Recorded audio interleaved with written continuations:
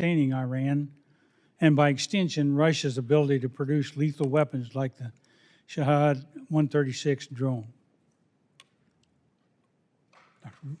We have seen Iran use dual-use technology that is obtained from Europe, even the United States, through sanctions-busting architecture to import this within its drone system and to even use this within drones that it has sent to Russia for use against Ukraine.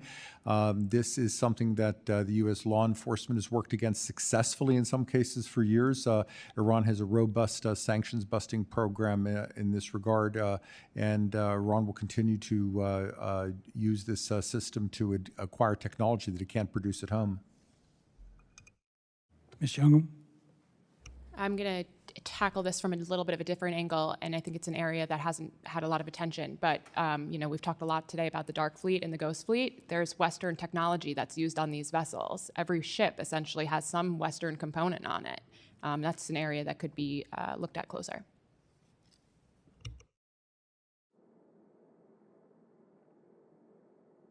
I would associate myself specifically with Mr. Rule. The threat is the dual-use technology. So part of this is about sanctions and shining a light and exposure. It's also about education initiatives with the commercial sector so they understand the risk of both the legitimate uses of some of this technology and then the illegitimate and illicit ways in which a regime like Iran might use it.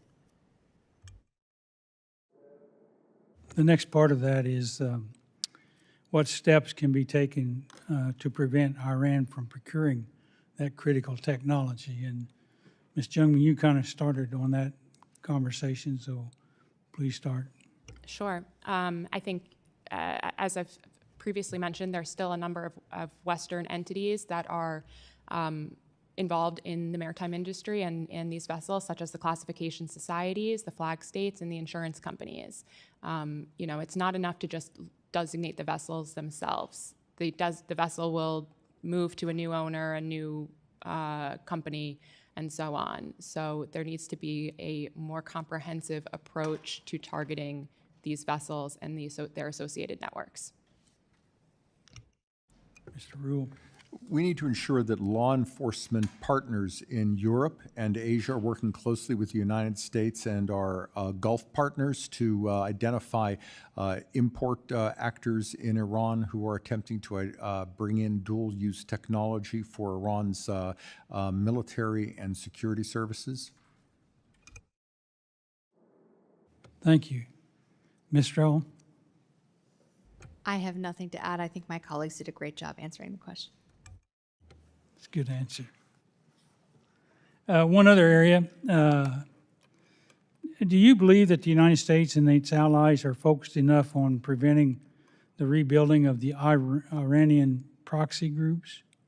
And what more could we do if that's true? Mr. Rule. If there is a nuclear deal that provides Iran with sanctions relief that allows the Quds Force to rebuild Hamas, Hezbollah, and the Houthis over time, we recreate the very world we have worked so hard to dismantle today. It is critical that any new nuclear deal simply does not allow the Quds Force to do this. And this, therefore, becomes a problem set. Do we come up with an approach that, as the international community, compel Iran to, in essence, change the nature of the Quds Force, to turn it into a counterterrorism element, which is something every country should have, and not an element that has the job of creating militias and terrorists? Until Iran does this, it is a terrorist nation. Thank you. And I see I only got 26 seconds left, and so I'm sorry to the other two, but I yield back.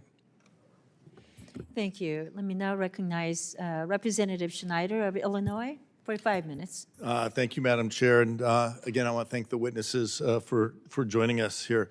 So I keep this next to my desk. It is the JCPOA from 10 years ago.